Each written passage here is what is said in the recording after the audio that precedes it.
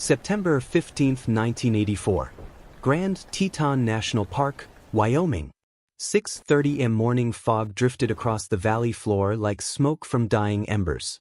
Dawn light struggled through the thick forest canopy along the park's eastern boundary, and the surface of Jenny Lake remained mirror-still, untouched by wind or motion for what seemed like forever. The quiet was absolute, interrupted only by the soft sound of hiking boots on rocky trail. He filled out the register with careful penmanship. Name: Thomas Mitchell from Portland, Oregon. Purpose: solo backpacking, valley to peak. Date: September 15, 84. Expected return: September 18, 84. The ranger at the weathered log visitor center barely lifted her eyes as Thomas returned the clipboard. Just another quiet man in his late 20s, lean, tan skin with a light stubble and the type of equipment that said, experienced hiker. Not flashy, not talkative. A person who packed efficiently and traveled light. Weather looks good, but temperatures will plummet after dark, the ranger mentioned. Thomas gave a quick nod. I've got warm gear. Last reliable water source is at Cascade Creek. Beyond that point, you're on your own with the wilderness. Another nod, sure and silent. Thomas wasn't someone who left behind stories or memories. No social media posts, no postcards home, no midnight phone calls to relatives. His sister Sarah would later describe him as stubbornly self-reliant. His apartment manager simply said he always paid rent 2 weeks early every month. That's all I knew about him. He was 29 years old. Single, no children, no known conflicts with anyone. He'd told a coworker weeks before, I just need some time in the backcountry. Nobody bothering me, just peace and quiet. He got exactly what he asked for.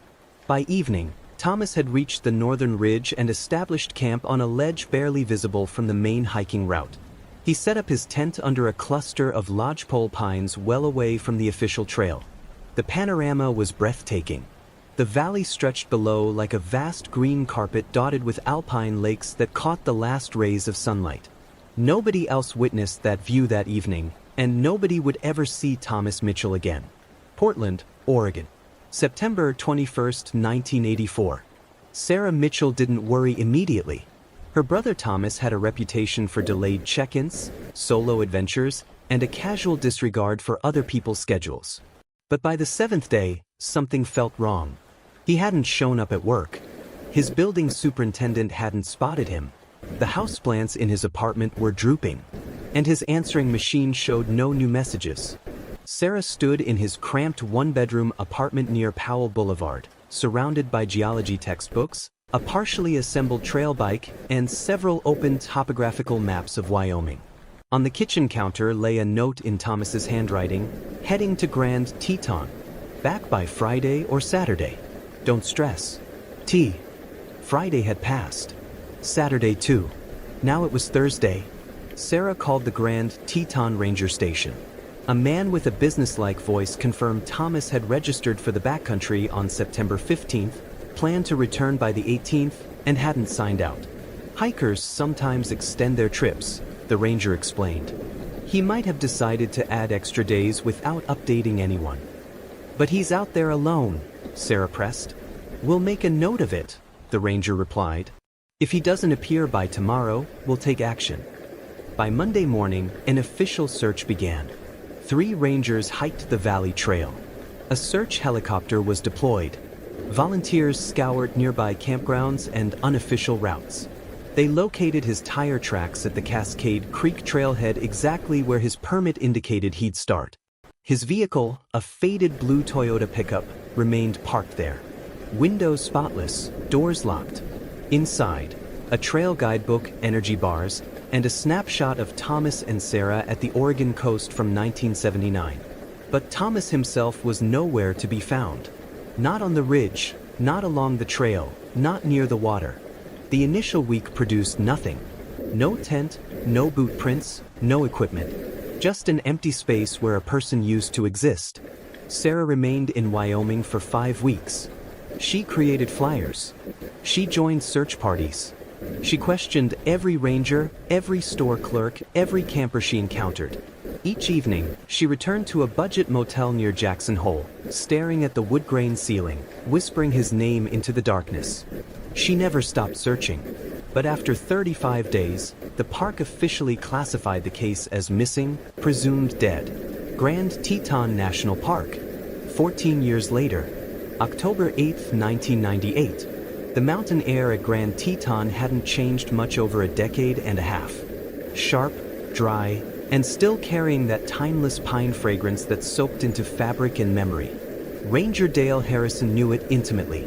After 26 years with the Park Service, he could interpret the wilderness like reading words on a page. On that crisp October morning, he stood beside a new seasonal employee at the north entrance, flipping through his leather-bound logbook.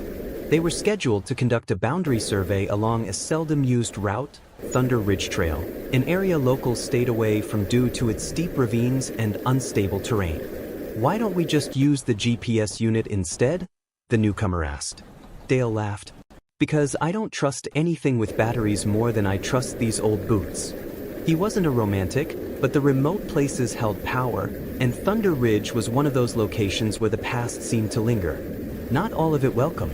Halfway through their hike, the forest began to open up, and a sharp wind swept up from the canyon below. That's when he noticed it.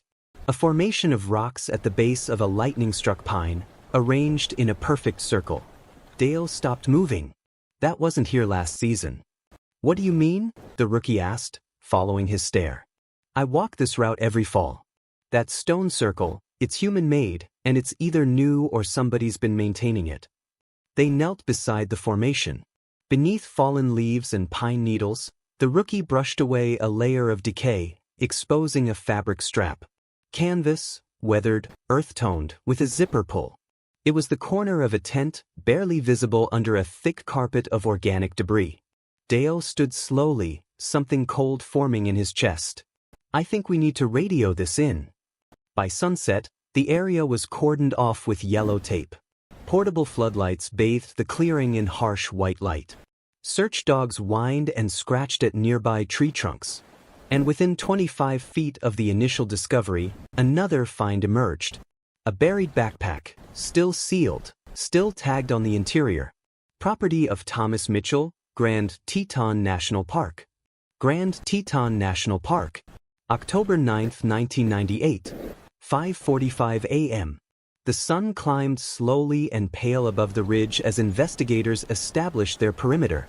Under layers of decomposed leaves, bark fragments, and pine debris, they uncovered the remainder of the tent, compressed by a fallen tree limb but mostly preserved. The cold, arid mountain climate had worked like a natural freezer. The canvas, though discolored and worn, hadn't completely deteriorated. Inside they discovered a compressed sleeping bag zipped 3/4 closed, a corroded camp stove still neatly packed in its carrying case, a cracked plastic water container 1/3 full, and most unsettling, a pair of men's hiking boots positioned parallel to each other at the tent entrance.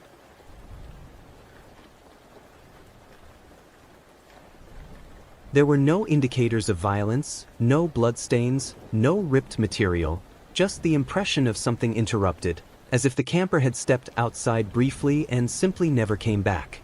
Later that afternoon, beneath a shallow depression 8 feet away, searchers struck something more solid than earth. It was a metal container, tarnished and dented, secured with a corroded latch. Inside, a journal, a field logbook. Thomas Mitchell's. The opening page read, September 15, 1984. Reached the ridge successfully. The scenery is incredible.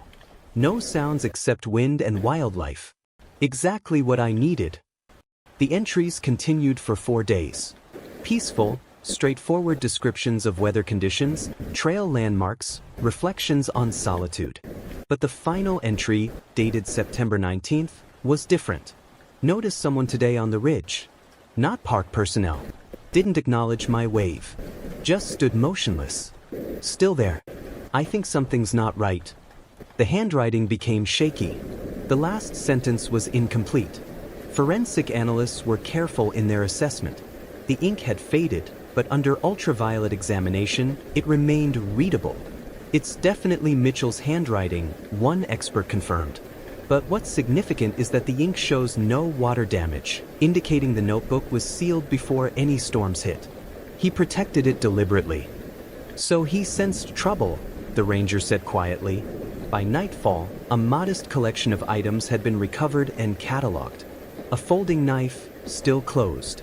A rolled sleeping pad, never unrolled. A photograph, slightly moisture damaged but clear, showing Thomas and his sister Sarah. Nothing more. No signs of wildlife attack. No nearby cliffs. No human remains.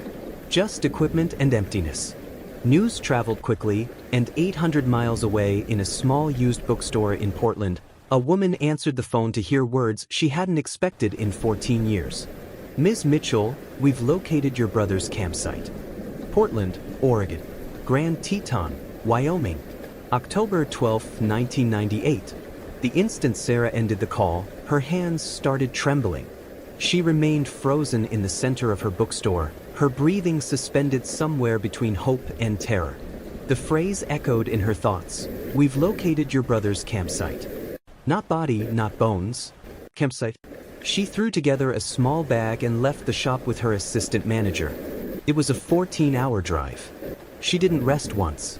The ranger headquarters at Grand Teton hadn't altered much since 1984. Same log construction, same faded posters about bear safety and altitude awareness. But behind the desk sat a different face, someone who didn't recognize the name Mitchell the way the veteran rangers once had. They're expecting you at Thunder Ridge, the woman said, passing Sarah a laminated visitor badge. I don't want to see photographs. I want to see where he was. A parked vehicle transported her through winding switchbacks and gravel paths until the trees opened onto a narrow viewpoint near the ridge's edge. There, beneath a yellow canopy tent, stood Ranger Dale Harrison. Older now, more weathered, but immediately recognizable. Sarah, he said gently, removing his cap. I remember you, she said. I remember you too. You never gave up looking. She moved through the site deliberately. The recovered items had been arranged carefully on a folding table, not for public display, but for her.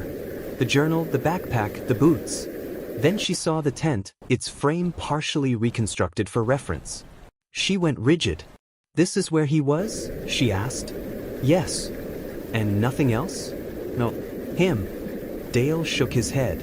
It's as if he disappeared into thin air. Everything was abandoned, but no body, no signs of struggle, no trail. Sarah stepped inside the tent opening. She stood where her brother had stood, gazed out at the forest, the ridge, the endless mountain vista below, and then her eyes focused on something beyond the undergrowth. A faint animal path leading into the woods, nearly invisible, unmarked on any official park map. Did anyone search that direction? She asked. Dale followed her gaze, frowning. That's not a designated route, but someone could have used it, or someone could have come from it. Sarah turned to him, her voice determined. I want to follow it. Thunder Ridge, Grand Teton National Park. October 12, 1998. Late afternoon.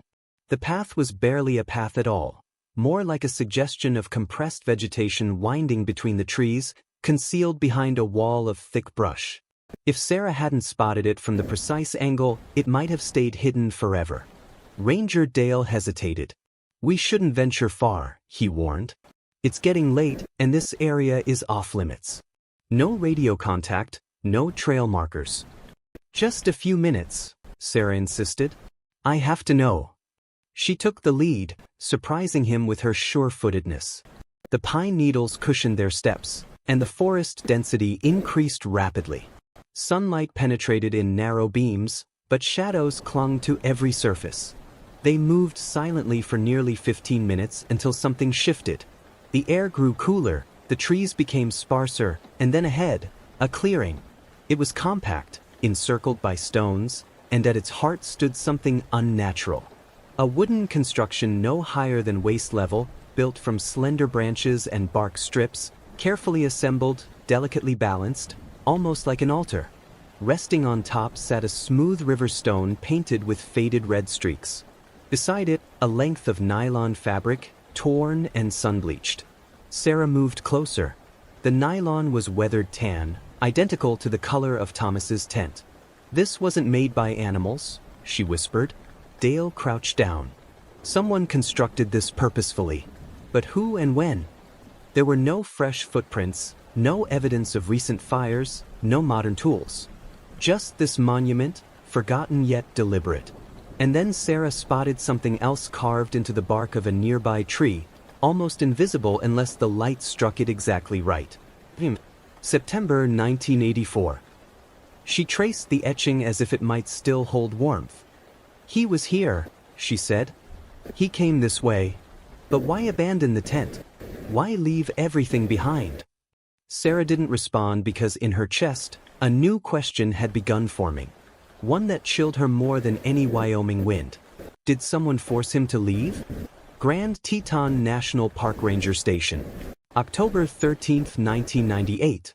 The following morning, Sarah sat across from Ranger Dale in a cramped conference room that smelled faintly of wet canvas and stale coffee. On the table between them lay several folders, old, yellowed, and stamped with identical words, "Unresolved Missing Persons." "I pulled everything we have on disappearances between 1974 and 1989, Dale explained. "Most probably aren't connected, but..." He opened a file marked Rodriguez, Carlos, 1978.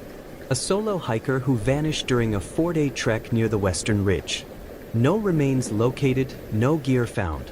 Only his car parked at the same Cascade Creek trailhead as Thomas Mitchell's years later. Another file, Williams, Janet, 1981. A 28-year-old nature writer last seen near the Thunder Ridge area. Her camera equipment was discovered 3 months later at the bottom of a gorge, but no trace of her body. Not even exposed film. How many of these people were hiking alone? Sarah asked. Most of them. And how many were last spotted within a few miles of Thomas's route?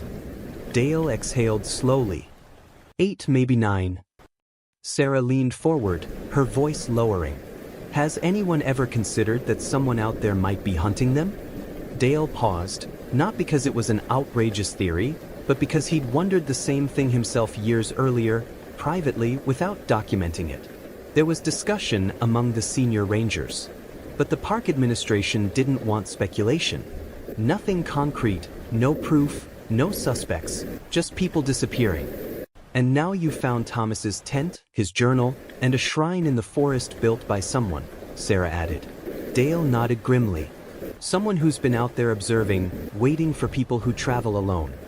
Later that day, Sarah visited the last confirmed location her brother had occupied, the edge of Thunder Ridge. From there, the wilderness extended in all directions, silent, imposing, untouched. How many hiding places existed in that forest? How many shrines lay concealed in that vastness? She closed her eyes and whispered, "What did you see, Thomas?"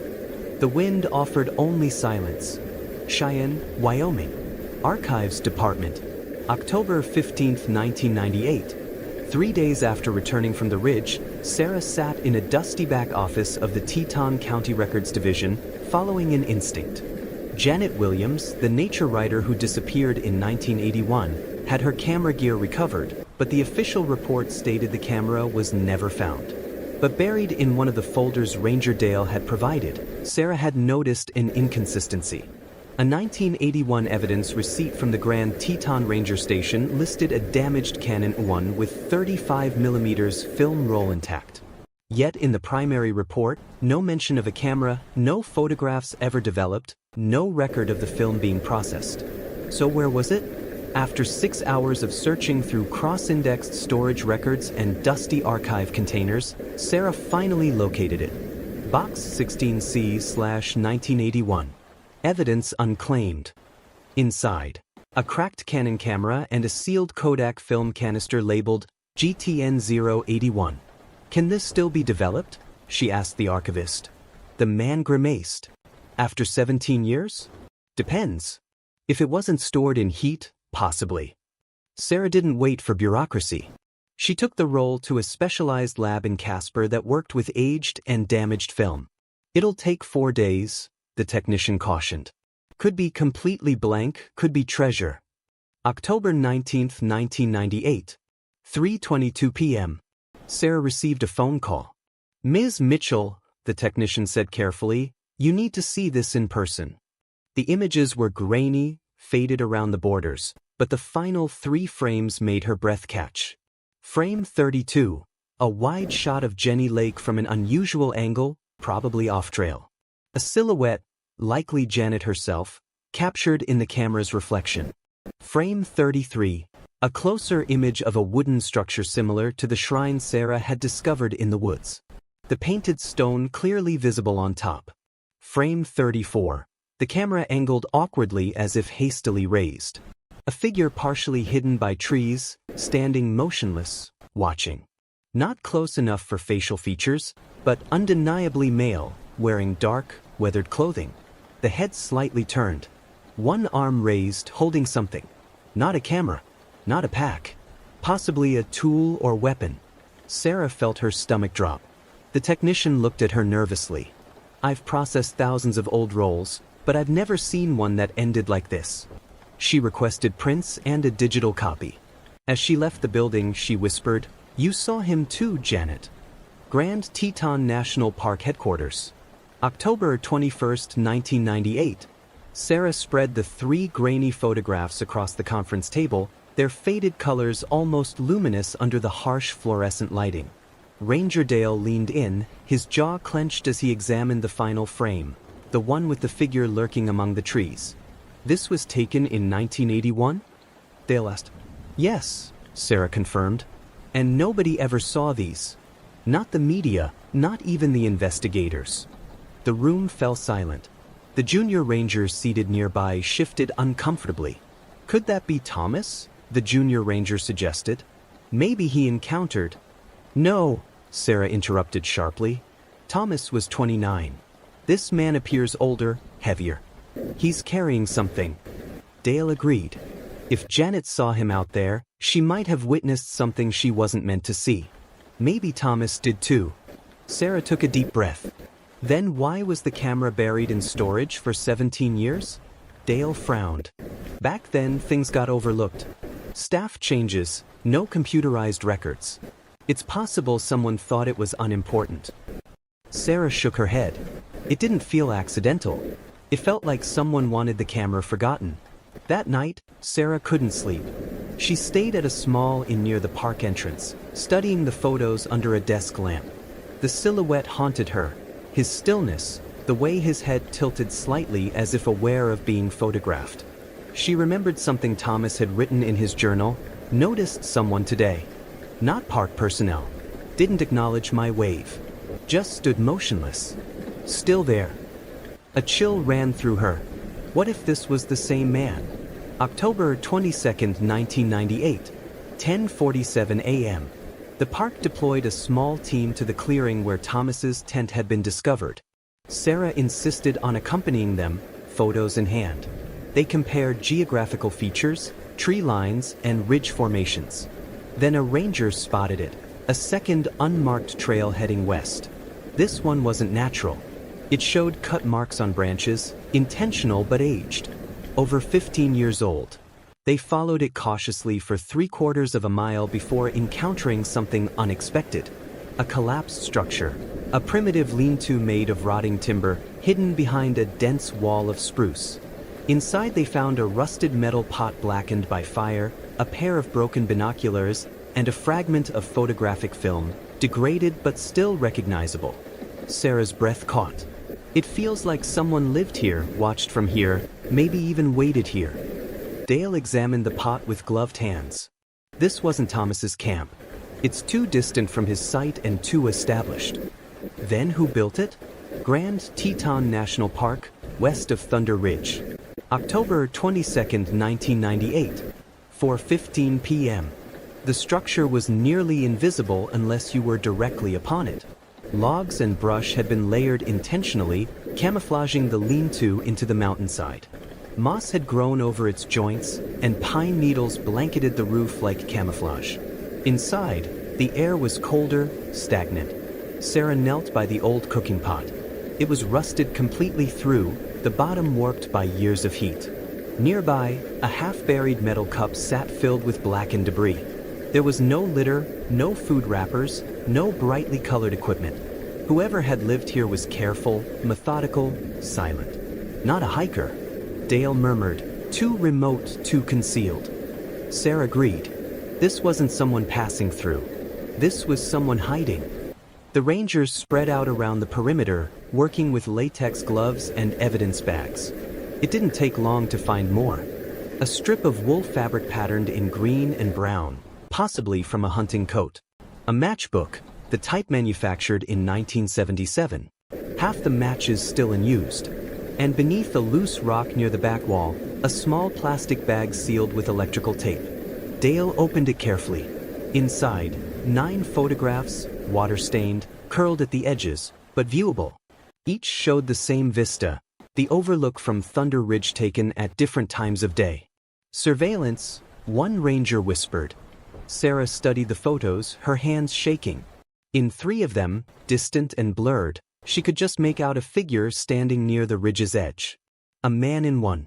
A woman with short hair holding a field notebook in another.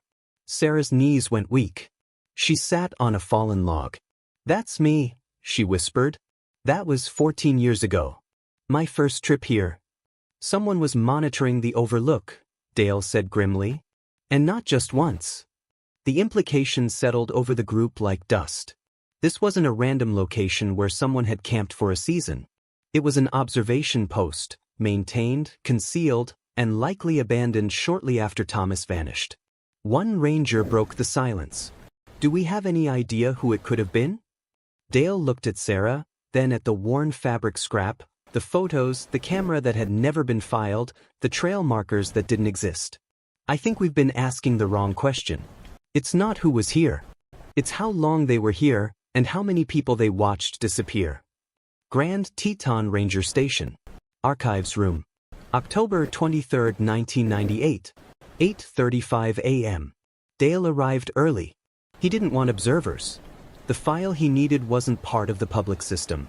It lived in a steel cabinet labeled, Staff Memoranda, Internal Use Only, buried in a storage room behind old wildfire reports and seasonal employment records.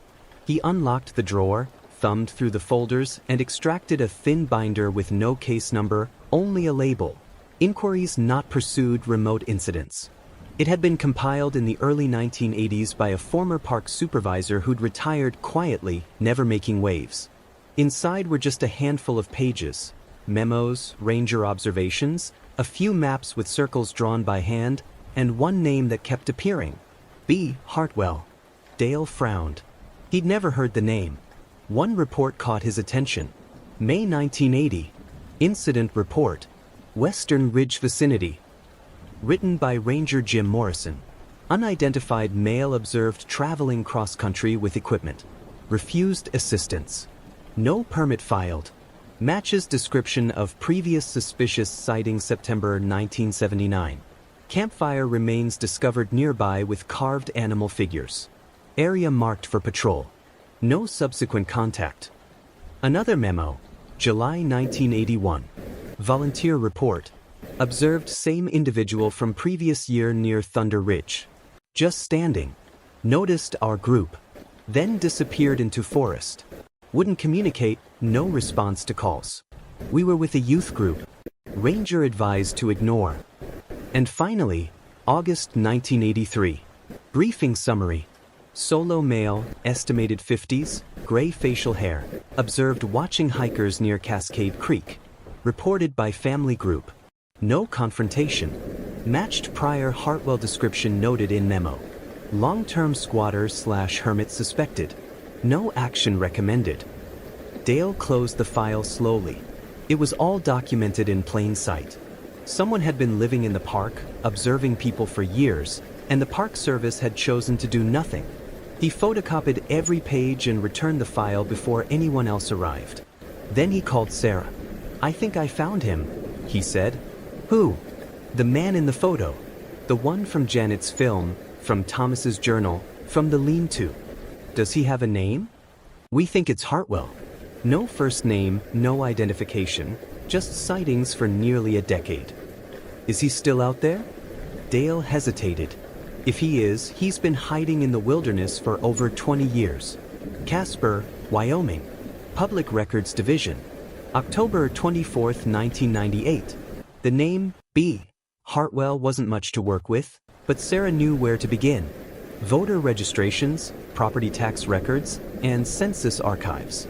If this man had ever owned land, paid taxes, or even applied for a driver's license in Wyoming, something would exist. She spent hours scrolling through microfilm and computerized databases. There were several Hartwells in the northern part of the state, but most didn't fit. No criminal records, no park citations, no formal complaints filed. But then she found an entry, Benjamin Hartwell, born 1925, Teton County, WI. Status, presumed deceased. Last activity, 1978. Next of kin, none listed.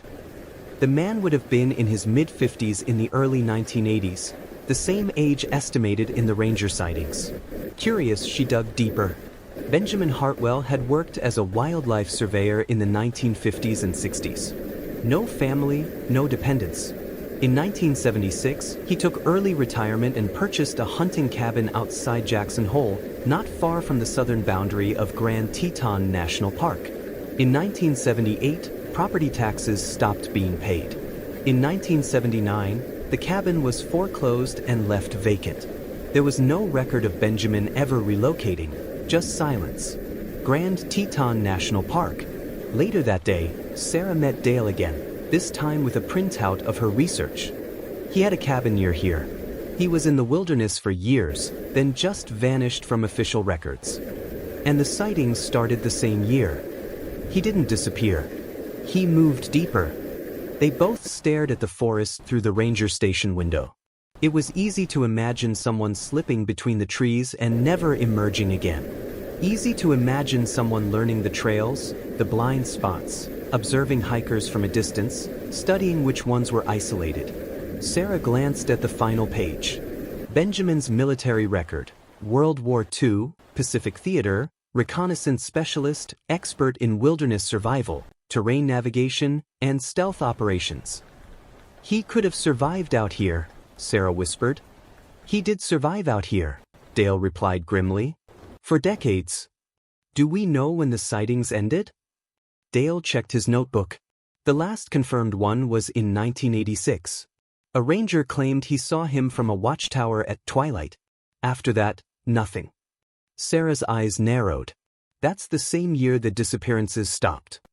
They looked at each other, the same realization forming between them. So what happened to him? Bridger Teton National Forest. Lookout Point Tower. October 26, 1998.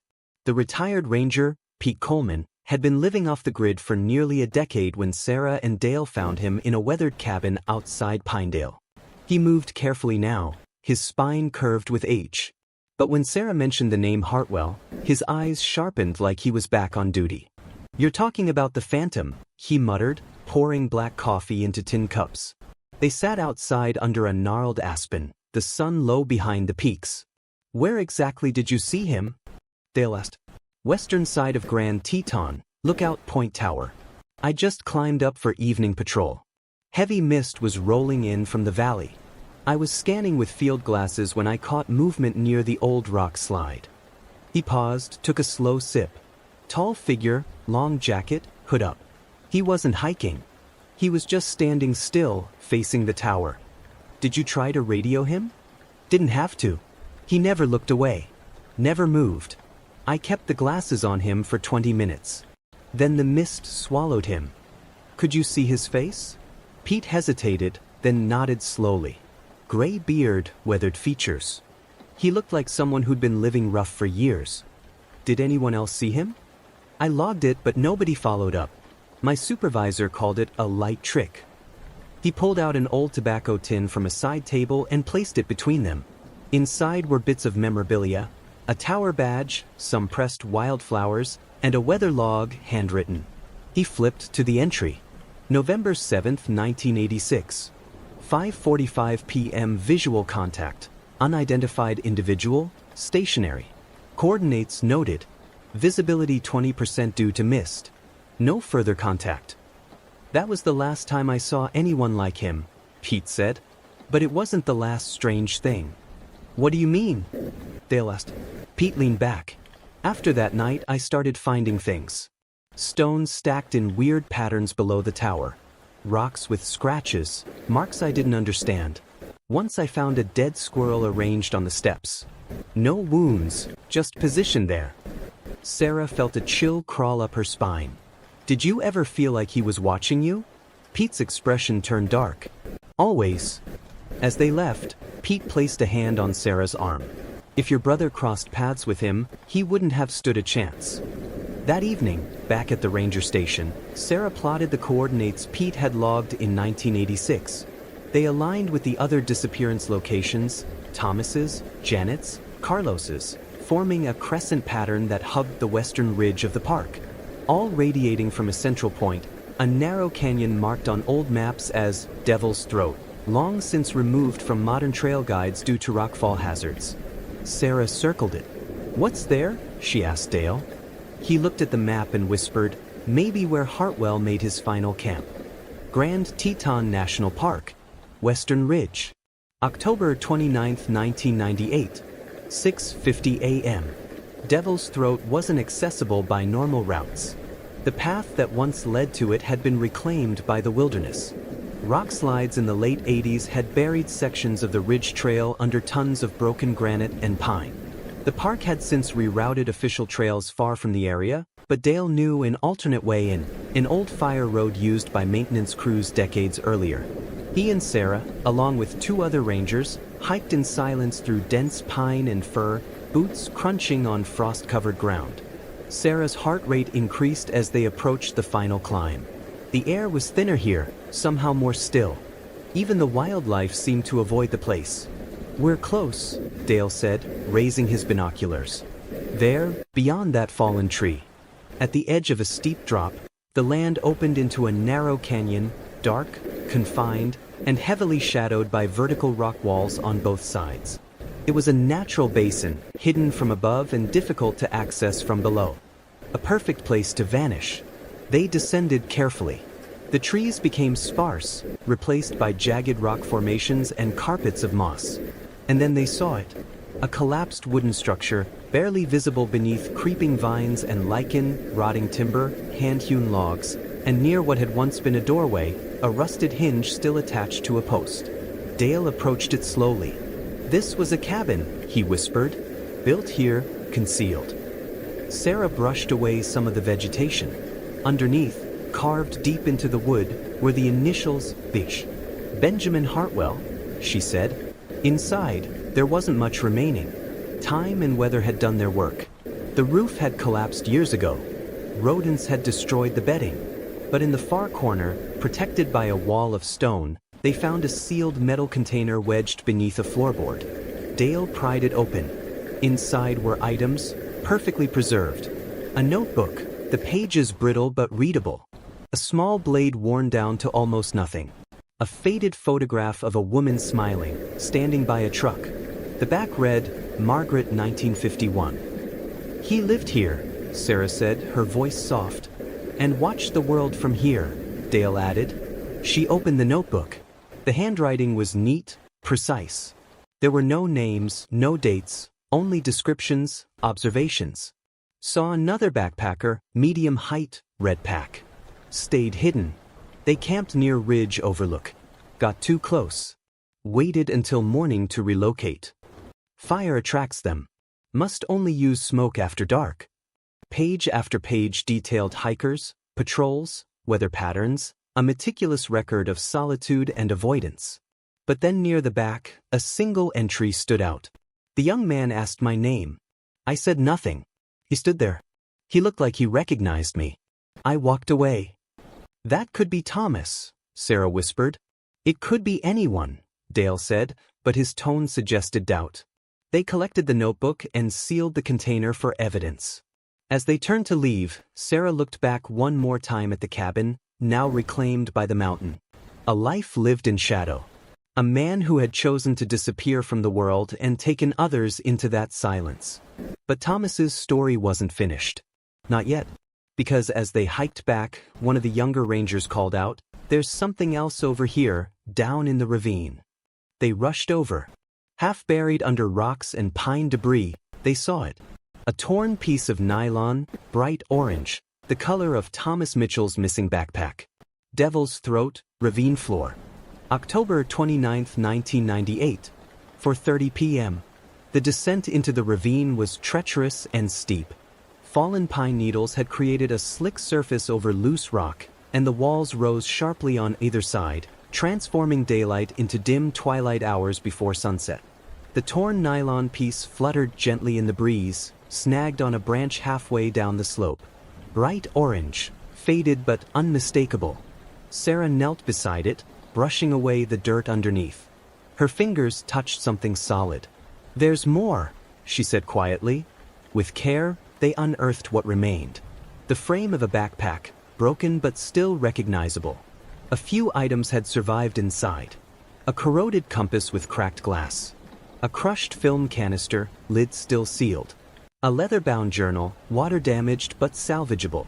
Sarah clutched the journal with shaking hands. "It's his," she whispered. This was Thomas's pack. Dale opened the film canister. Inside, remarkably dry, was a tightly coiled strip of undeveloped 35mm film. "We'll need the lab," he said carefully. Then one of the rangers called from several yards away. "Over here." They followed the voice to a low ridge where a few stones had been arranged, not natural, but placed. Underneath, bones, small ones, probably animal, arranged in a specific pattern. But next to them, wrapped in wax paper, was something else. A journal page, torn, handwritten. "He told me he used to be somebody different. Said the world was too noisy. That he came here to forget. But the memories still chase him through the forest. He said I was the first person he'd talked to in years. He's scared of what he's become." Sarah stared at it. Thomas met him. He spoke with him. He wrote it down. They continued down the ravine, the shadows deepening. The terrain grew more chaotic. Twisted roots, jagged rocks, evidence of old avalanches. Then they saw it. A clearing barely the size of a small room, surrounded by stone and forest. And at its center, a crude grave. It had once been marked by wood, now rotted away. The soil had been disturbed long ago. Animal tracks had collapsed one side, but the mound was still visible. Dale said nothing. He just knelt. Sarah stood over it, her face pale. "We need to open it." They worked in silence. It wasn't deep, barely more than 3 feet. But what they found made the air grow heavy. A wool jacket badly decomposed. Human remains. A skeleton, compact from time and earth. A rusted military dog tag still on a chain around the neck. Dale wiped the dirt from the tag. He read it aloud. "Hartwell, B. U.S. Army, 1943. Sarah stepped back, exhaling slowly. "He died here. Alone." "Which means someone else buried him," Dale replied, his voice tense. They turned slowly, looking back toward the direction of the old cabin, then deeper into the trees. The silence pressed against them. Because if Hartwell was dead in this grave, then who had spoken to Thomas in 1984? Who had been watching the overlook in 1986? Who had left the stone patterns beneath the fire tower? Grand Teton National Park. Ranger HQ Archives Room. October 30th, 1998. 8:25 a.m. The implications disturbed them both. Hartwell was dead. The grave proved it. Yet the sightings, the encounters continued for 2 years after his estimated death. Dale had trouble sleeping that night. Something wasn't connecting.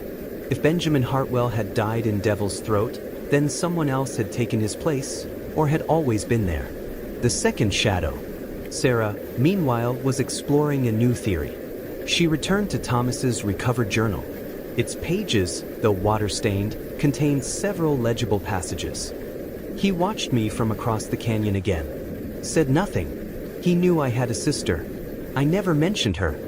He kept saying, 'The quiet is better.'" She turned to another page. Not Hartwell. Different eyes, younger.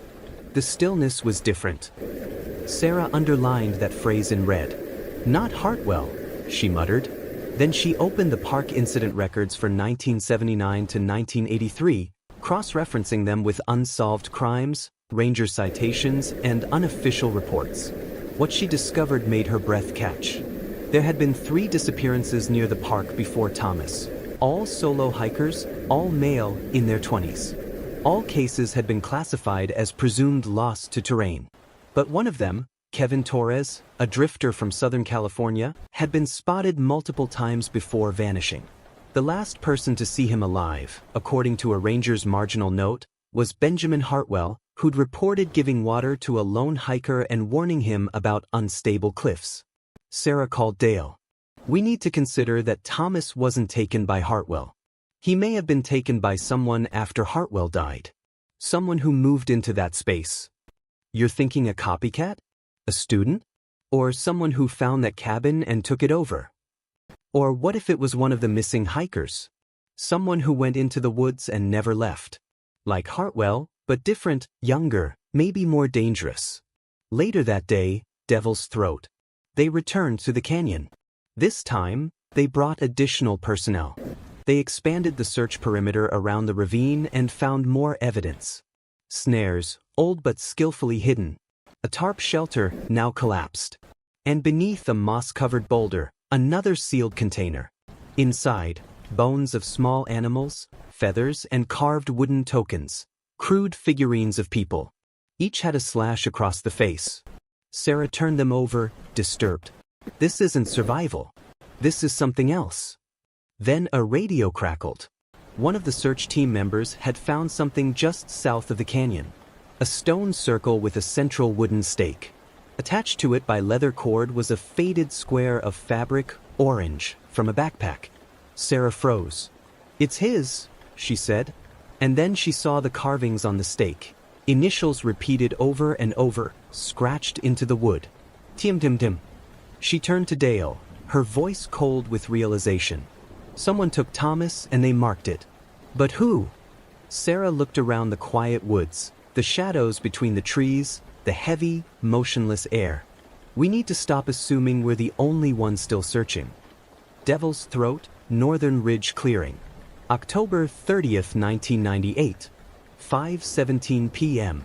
The sun dropped lower behind the peaks, casting long, narrow shadows through the forest. The air in the clearing had a weight to it, as if the wilderness were holding its breath. The wooden stake at the center of the stone circle had been there for years, weathered, split, and darkened in places. But it was the carvings that made Sarah's breath catch. Tim etched over and over in irregular patterns, some deep, some barely visible.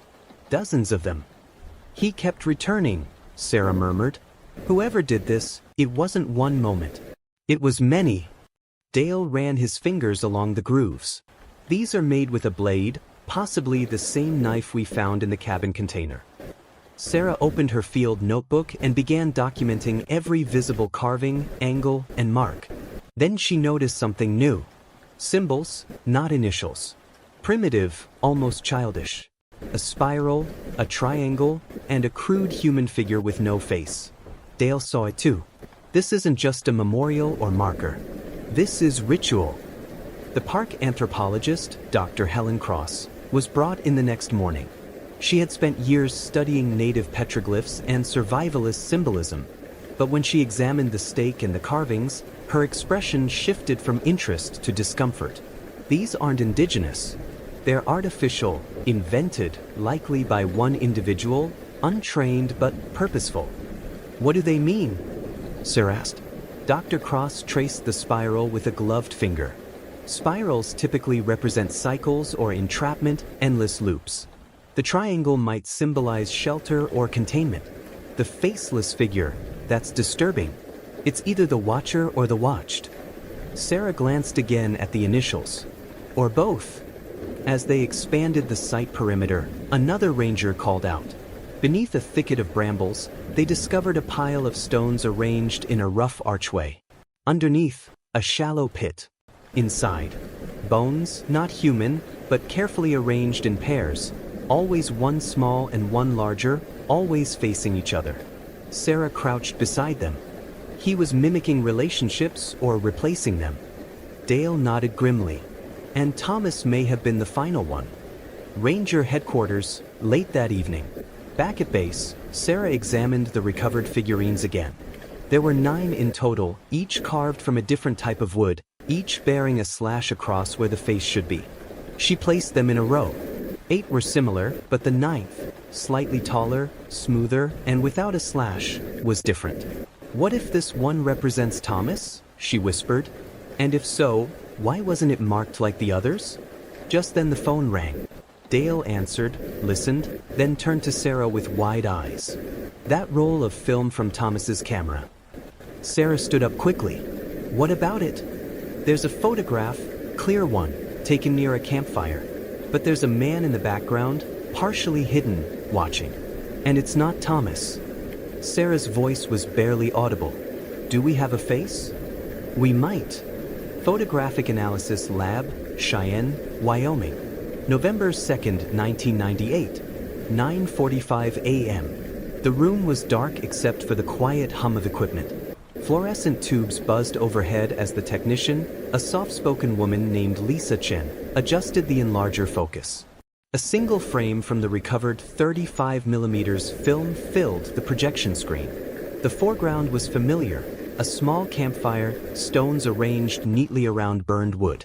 Behind it, a tent identical to the model Thomas Mitchell had carried.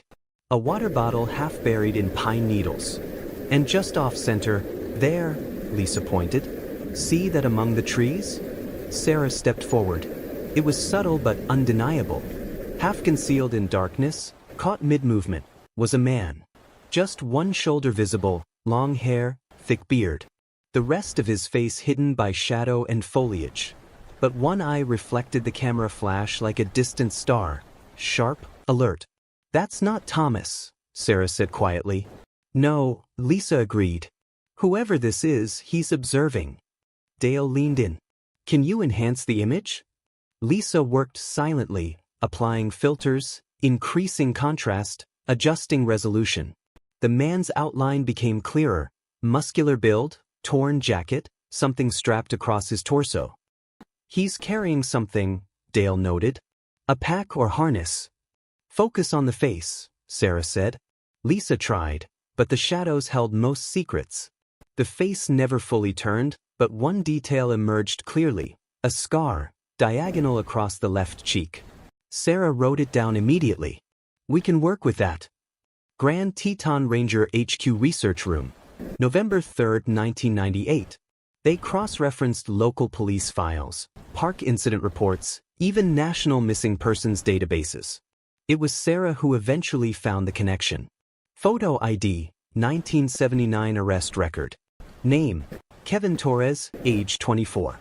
Arrested Teton County, Wyoming. Charge, trespassing, illegal camping. Released.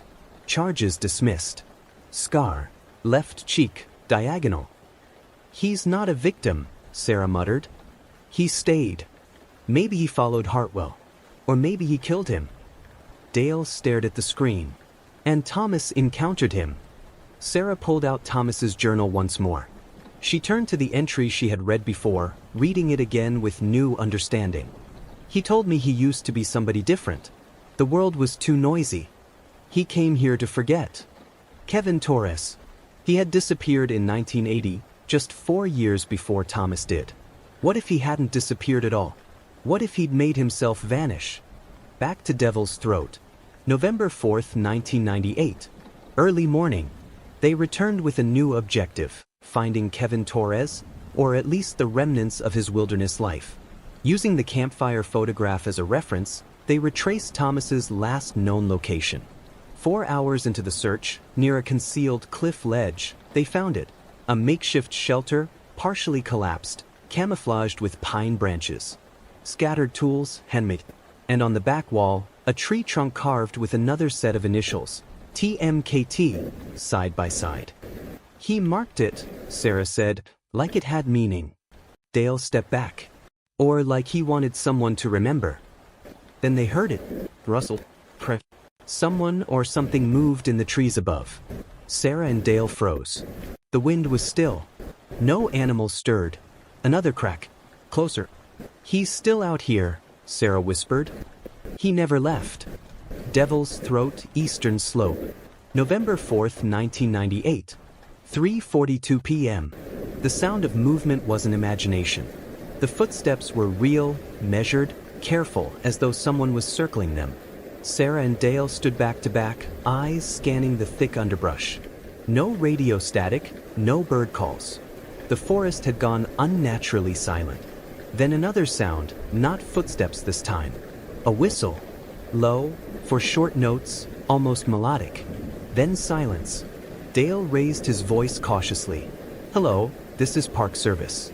If you need assistance, we can help." No response, just the wind stirring the branches above them. Sarah's grip tightened around her flashlight, not for light but as protection. She leaned closer to Dale. He's watching. He always watches first. 15 minutes later, deeper in the trees, following the sound, they stumbled across a narrow footpath barely visible beneath decades of pine debris. Not a trail used by rangers. A path worn by someone moving through these woods repeatedly, someone avoiding detection. They followed it. 3/4 of a mile in, the path split. To the left, it curved downward toward a dry stream bed. To the right, it climbed toward a moss-covered outcrop with a hollow beneath it. They divided, Sarah taking the left, Dale the right, radios on but volume low. Sarah advanced slowly, her boots sinking into damp earth. Then she saw it. Footprints, fresh, barefoot, deep. She stopped, listened. The wind passed. Then a voice from her radio, a whisper from Dale. "Sarah, you need to see this." Dale's location, hollow beneath the outcrop. Sarah arrived breathless. Dale pointed without speaking. In the hollow, a fire ring, long cold. Next to it, a stack of journals wrapped in bark. And behind it, a wall covered in carvings, dozens, hundreds of tiny faces, all different, all without eyes. Just blank sockets, over and over, scratched deep into the stone. And beneath them, one phrase repeated like a chant. "You forget the face, but it never forgets you. You forget the face, but it never forgets you." Sarah's voice cracked. He was trying to erase them, or himself. Dale flipped through one of the journals. Inside, a mixture of rambling thoughts and precise observations. Dates, weather patterns, ranger patrol schedules, names of campers. And finally, a sketch, crude but haunting. Thomas Mitchell sitting by a fire, staring at the viewer. His eyes scratched out. Dale closed the journal. He watched Thomas, drew him, and then he took him. Sarah whispered, "They didn't camp that night. They hiked out directly to headquarters, clutching the journals like fragile evidence of something monstrous hiding in plain sight." Back at base, a technician examined the pages under infrared light. Hidden in the margins, written in charcoal, was a phrase repeated in smaller and smaller script. "She's coming. She always comes." Sarah froze. He knew I'd come back. Grand Teton Ranger HQ Incident Room. November 5, 1998. 6:47 a.m. The words haunted Sarah all night. "She's coming. She always comes." It wasn't just a journal entry. It felt prophetic. Sarah had returned to Grand Teton after more than a decade, not by chance but by the pull of something unresolved, something incomplete. And somehow, whoever had written that line, likely Kevin Torres, had expected it. "She always comes." The phrase echoed in her mind as she stared at the journals, their cracked leather covers lined on the table like artifacts from a disturbed mind. 9:30 a.m. Analysis of the final journal. Inside the last recovered notebook, there was a timeline, fragmented entries detailing Thomas's arrival, his routines, his path around the park, even what he ate. And then abruptly, the entry stopped. The last one was dated August 18, 1984. And below it, only 5 words were written so hard the pen had torn the page. "I had to make choice." Sarah stared at it. "Choose what?" she whispered. Dale entered with coffee and read over her shoulder. He pointed to a smaller line scribbled in the corner, barely visible under black light. "One stays, one goes." Nearby cabin formerly belonging to Hartwell. November 5, 1998. 12:43 p.m. They returned to the structure believed to have been Hartwell's original shelter. The building had long been partially collapsed, but parts of the floor remained intact.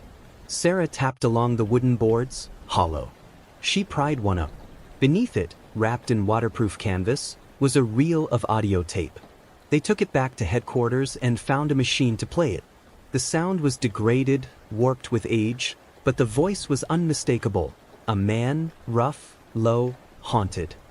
He keeps talking in his sleep, keeps saying my name, but he never met me. He doesn't know I was watching. Static.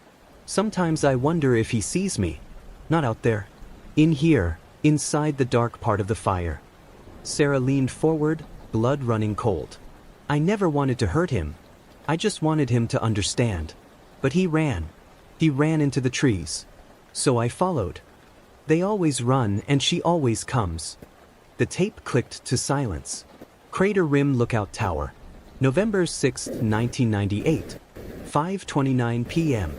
Sarah stood alone at the same fire tower where Thomas had been spotted years ago, where the ranger had sworn he saw a man disappear into the trees.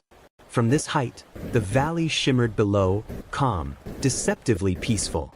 But beyond it, the forest seemed to move with its own consciousness, ancient, observing. She thought of Thomas, of Kevin Torres, of Hartwell, all drawn into this place, all swallowed by its silence. And now her. She reached into her jacket and pulled out the figurine, the unmarked one she believed represented Thomas. She placed it on the railing, facing the trees. "You're not forgotten," she whispered. A gust of wind passed, cold and whispering like a breath or an exhale. Sarah didn't move. Not yet. Because deep in the trees, something moved back. Crater Rim Lookout Tower. 6:53 p.m. November 6, 1998. Sarah stood perfectly still, eyes fixed on the distant movement. A shadow, maybe a figure. It had vanished between two moss-covered trunks so quickly it could have been her imagination, but she knew better now. Nothing in these woods was imagined. Her radio crackled suddenly. "Sarah, it's Dale. You still up at the tower?" She pressed the button slowly, never looking away from the trees. "Yes. I saw something. Movement. South slope. I'm heading your way. Don't move."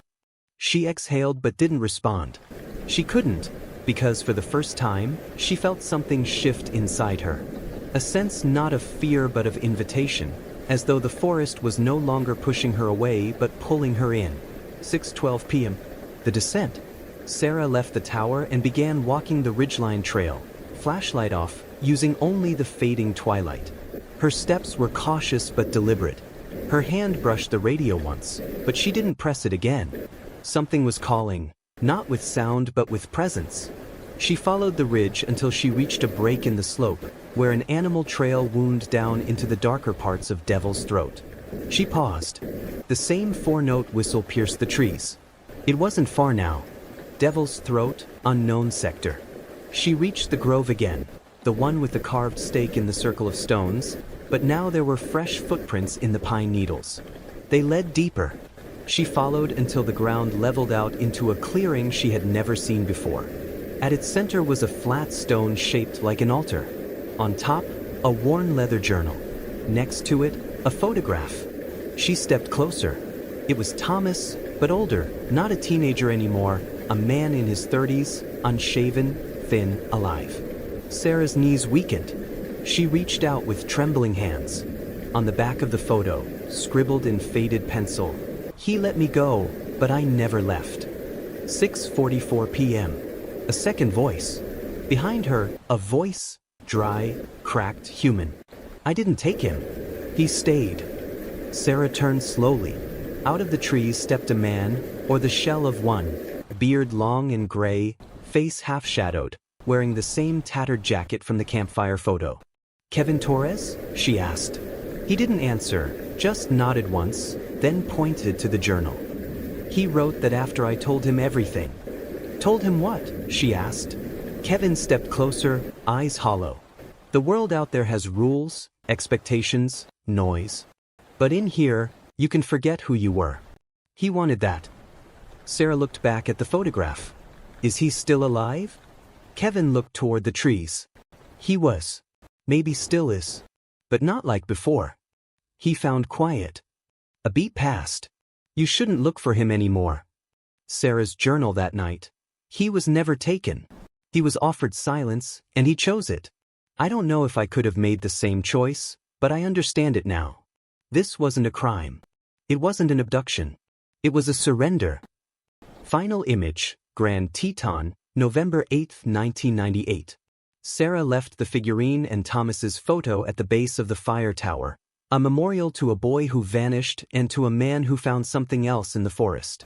Dale never questioned her version of the story. Some mysteries, he said, want to stay mysteries. But late at night, when the wind rolls down off the peaks and brushes the tower rails, some rangers swear they hear a whistle, 4 notes, almost musical, drifting through the trees. And those who hear it never forget.